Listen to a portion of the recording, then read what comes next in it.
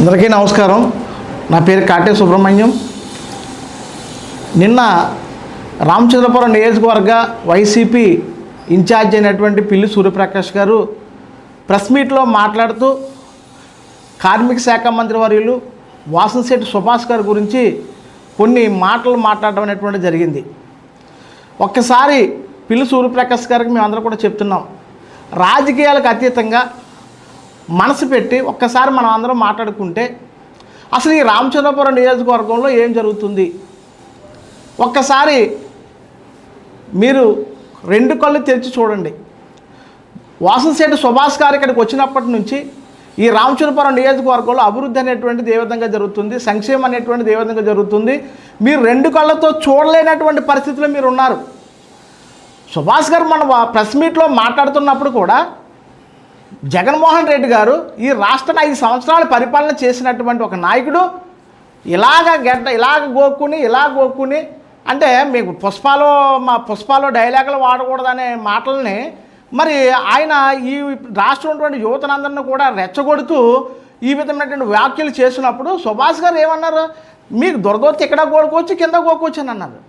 అది ఏ విధమైనటువంటి జుగుప్సాకరమైనటువంటి మాటలు, వినలేనటువంటి మాటలు విలేకరులు కూడా వినలేకపోరని చెప్పారు. అంటే మరి ఏ విలేకరులు మీ దగ్గరికి వచ్చి మాట్లాడారో మాకు అయితే తెలియదు, కానీ సుభాష్ గారు మాట్లాడేటటువంటిది మీకు దురదొస్తే ఎక్కడైనా గోకొచ్చు అని చెప్పారు. దాని మీరు వ్యంగ్యంగా ఈ మాటలు ఎక్కడా కూడా మేము వినలేదనేటువంటిది. మరి నిజంగా మీరు మొన్నటి వరకు పరిపాలన చేసినప్పుడు కొడాల నాని గారు కానీ, వంశీ గారు కానీ, పేరు నాని గారు కానీ వాళ్ళందరూ మాట్లాడేటువంటి మాటలేంటి? మీ నాయకుడే కదా వాళ్ళందరినీ కూడా రెచ్చగొట్టి మాట్లాడించాడు. నిజంగా అన్పార్లమెంటరీ లాంగ్వేజ్, అసలు ఏ శాసనసభలో కూడా వాడలేనటువంటి పదాలను వాడి మరి ఆ చట్టసభలకు విలువలు తగ్గించినటువంటి ఘనత ఎవరిదంటే మీ వైఎస్ జగన్మోహన్ రెడ్డి గారిదే. మరి అటువంటి వాళ్ళు మీరు నీతులు వల్లించడం అంటే ఏ విధంగా ఉంటుంది సార్? అభివృద్ధి గురించి కానీ సంక్షేమం గురించి మాట్లాడలేదంటారు ఏంటి? ఈ రామచంద్రపురం నియోజకవర్గంలో సుభాష్ గారు వచ్చినప్పటి నుంచి అభివృద్ధి సంక్షేమం తప్ప ఎక్కడ మరి నిర్లక్ష్యం వహించారైనా? ఈరోజు రోడ్లు కానీ చూసినట్లయితే ఎవరైనా మరి తల్లిదండ్రులు కోల్పోయినటువంటి బిడ్డలు కానీ, అలాగే ఎవరైనా తల్లిని కోల్పోయినటువంటి వాళ్ళు కానీ, తండ్రి కోల్పోయినటువంటి కానీ, వృద్ధులు కానీ ఎవరికి ఆసుపత్రి అవసరం వచ్చినా సరే నేను ఉన్నానని తన సొంత డబ్బులు ఖర్చు పెట్టుకుని ఈరోజు ప్రతి గ్రామంలో ఆయన యొక్క సేవలు విస్తరింపచేస్తూ ఉంటే మీ ఉనికే గల్లంత అయిపోయింది. మీరు ఈ ప్రతిపక్షంగా మీరు ఎందుకున్నారో మీకే తెలియనటువంటి సందిగ్ధం మీకు ఏర్పడింది.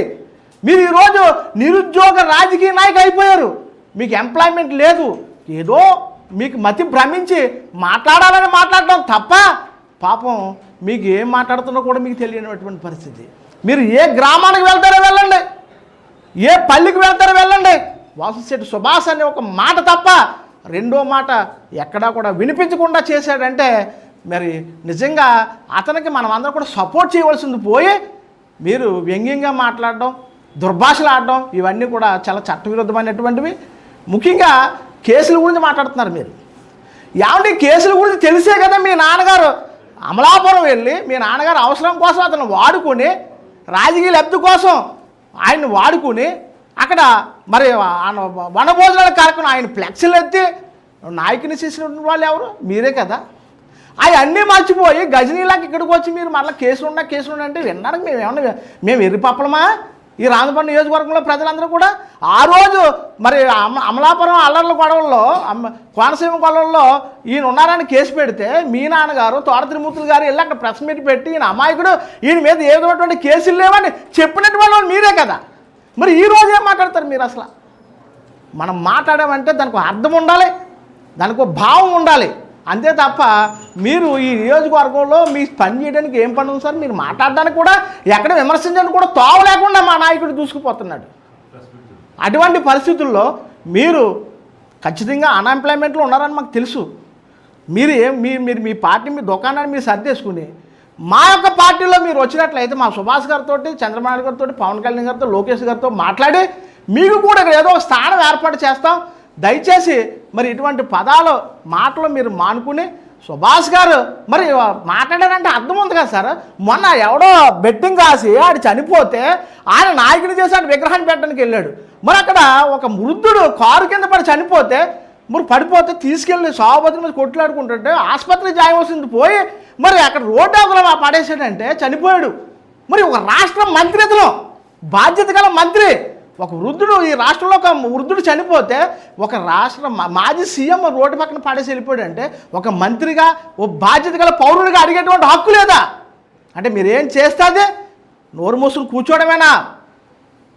ఖచ్చితంగా మరి మీరు చాలా చిన్న వయసు మీది, కొన్ని విషయాలు మీరు నేర్చుకుని తెలుసుకుని మాట్లాడితే బాగుంటుందని తెలియజేస్తూ ఈ అవకాశం ఇచ్చినట్టు మీ అందరూ కూడా ధన్యవాదాలు సార్.